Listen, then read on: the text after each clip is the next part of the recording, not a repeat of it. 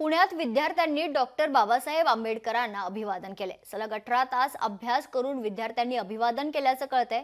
पुण्यातील सावित्रीबाई फुले विद्यापीठातल्या विद्यार्थ्यांनी खरं तर हा उपक्रम हाती घेतलेला आहे। 250 विद्यार्थ्यांनी सकाळी 6 वाजेपासून ते रात्री 12 वाजेपर्यंत अभ्यास केला।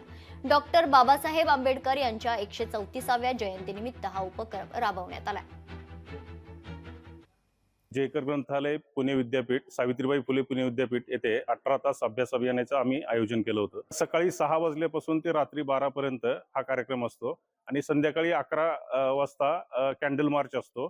जयकर ग्रंथालय ते डॉक्टर बाबासाहेब आंबेडकर पूर्णाकृती पुतळ्यापर्यंत। बाबासाहेब आंबेडकरांच्या इतर कुठले कार्यक्रम न घेता एक बाबासाहेब आंबेडकरांना अभिप्रेत असलेला समाज जर निर्माण करायचा असेल तर शिक्षित समाज निर्माण झाला पाहिजे। आणि बाबासाहेब आंबेडकर म्हणतात की cultivation of mind should be the ultimate aim of human existence, म्हणजे आपला जो ध्येय आहे तो बुद्धीचा विकास करणं हे आपला अंतिम ध्येय असला पाहिजे। हाच उद्देश डोळ्यासमोर ठेवून आम्ही तो 18 तास अभ्यास अभियान घेत आहोत।